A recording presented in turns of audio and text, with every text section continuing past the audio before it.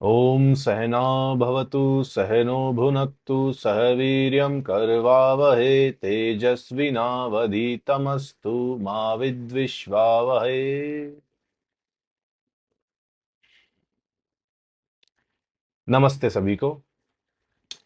मित्रों, आज के सत्र में हम बात करेंगे प्रस्थान त्रयी के बारे में।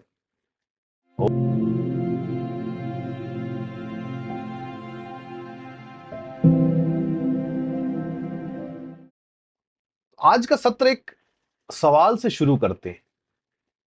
क्या आपने कभी ये सोचा है कि हजारों साल पहले हमारे ऋषि मुनियों ने जो ज्ञान दिया था वो आज भी उतना ही प्रासंगिक, उतना ही रेलेवेंट क्यों है? देखिए, उसका जवाब है प्रस्थान त्रयी।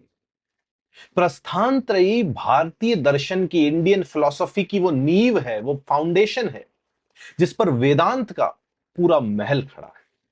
तो सबसे पहले हम जानते हैं कि प्रस्थान त्रयी है क्या।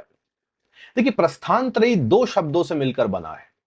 प्रस्थान यानी कि मार्ग या आधार, और त्रयी यानी कि तीन का समूह।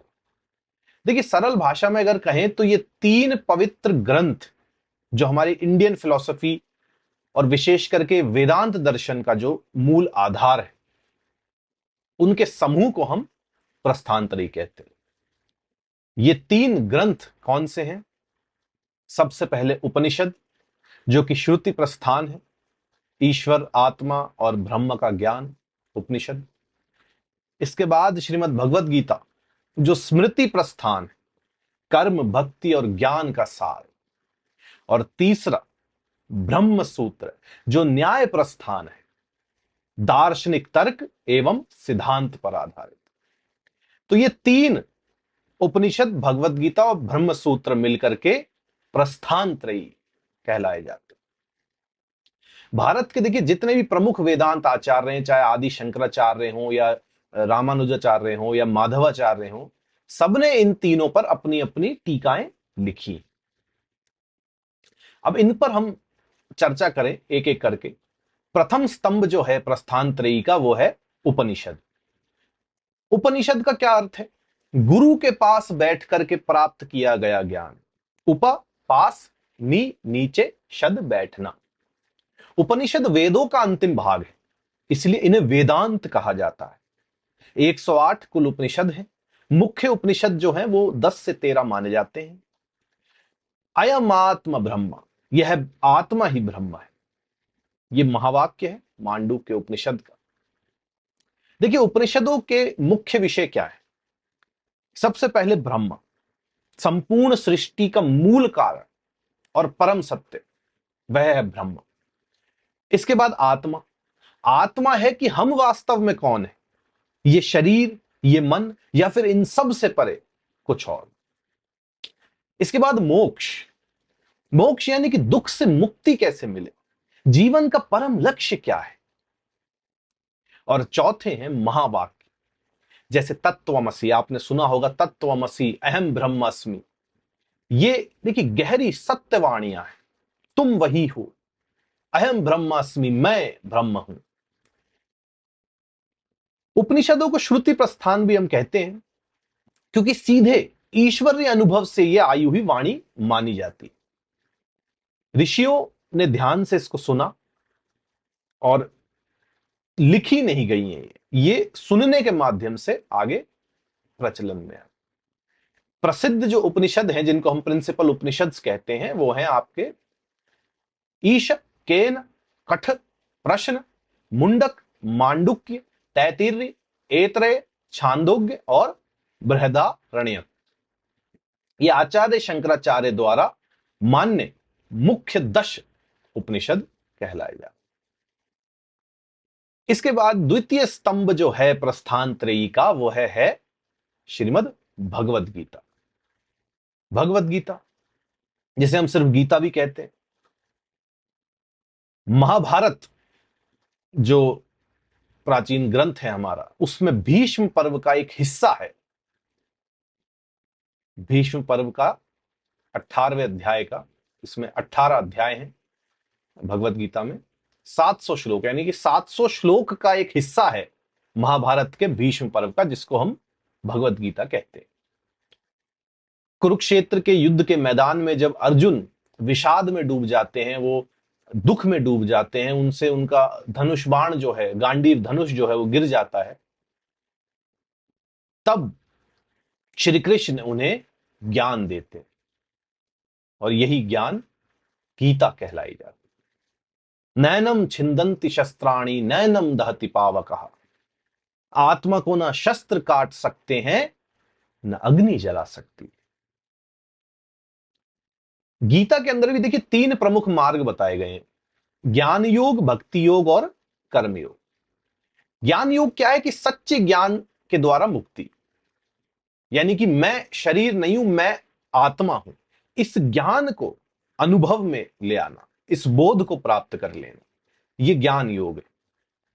दूसरा भक्ति योग।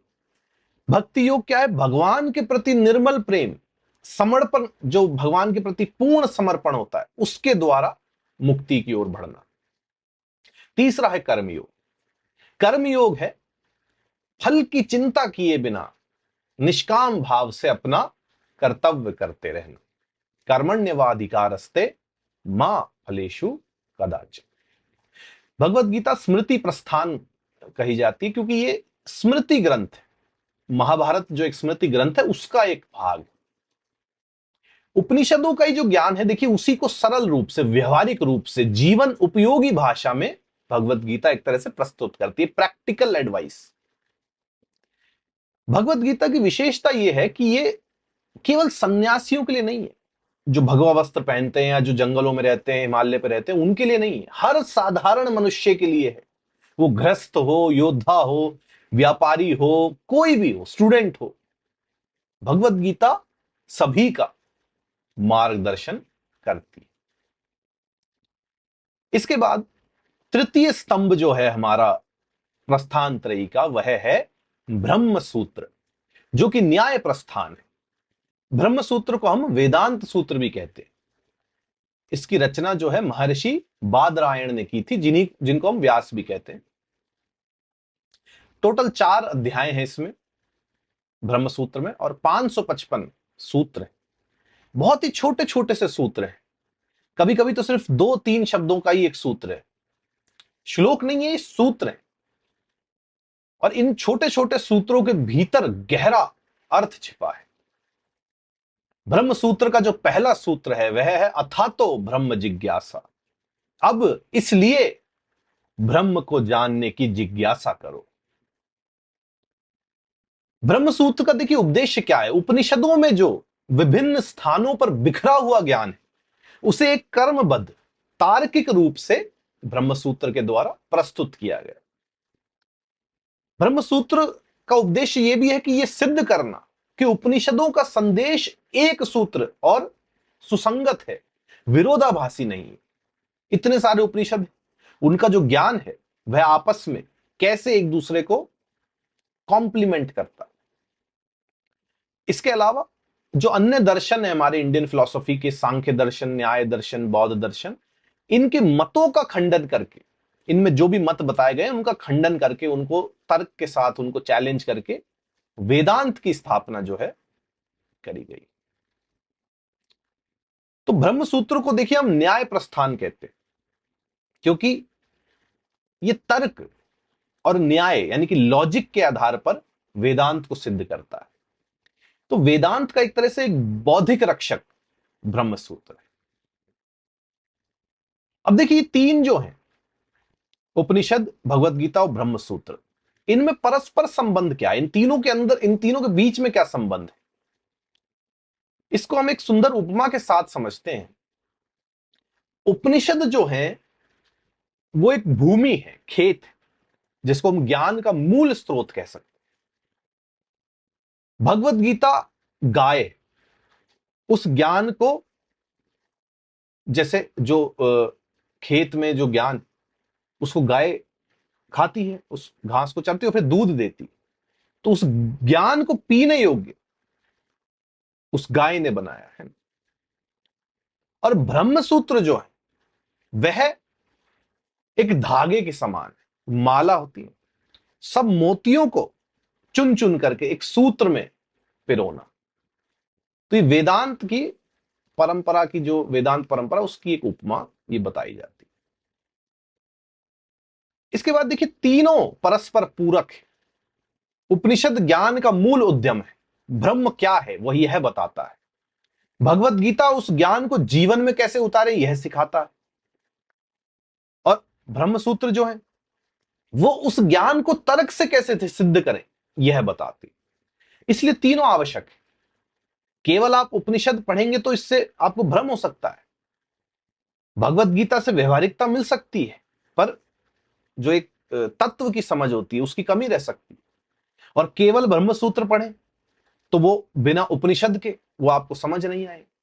इसलिए तीनों पर जितने बड़े बड़े आचार्य रहे, शंकराचार्य, रामानुजाचार्य, माधवाचार्य, तीनों पर उन्होंने अपने भाष्य लिखे। और तीनों को एक तरह से जाने बिना, समझे बिना हम किसी एक को नहीं जान सकते, तीनों को समझना पड़ेगा। तो आज के संदर्भ में देखिए, अगर हम प्रस्थान त्रयी का महत्व समझे, हजारों साल पहले लिखे गए ये ग्रंथ आज भी पढ़े जा रहे हैं। क्योंकि आज भी देखिए, जीवन के मूल प्रश्न तो वही है। मैं कौन हूं, मेरे जीवन का लक्ष्य क्या है, मृत्यु के बाद क्या होगा, ये आज भी उतने प्रासंगिक प्रश्न है। और मानसिक शांति का आधार देखिए, गीता का जो कर्मयोग का ज्ञान है, आज का जो स्ट्रेसफुल जीवन है, तनावपूर्ण जीवन है, उसमें सबसे बड़ा सहारा है।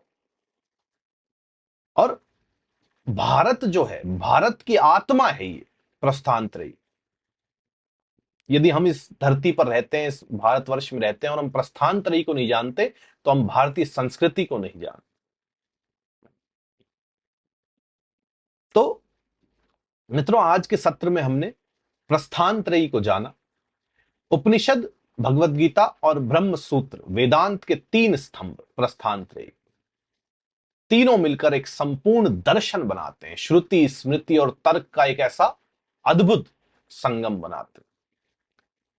इन तीनों को समझना भारतीय दर्शन को समझना है, और भारतीय दर्शन को समझना स्वयं को समझना है। तो इसी के साथ हमारा आज का सत्र समाप्त होता है। आप सभी का इतने धैर्यपूर्ण भाव से सुनने का बहुत बहुत आभार। सर्वे भवन्तु सुखिनः, सर्वे सन्तु निरामया। हरि ओम।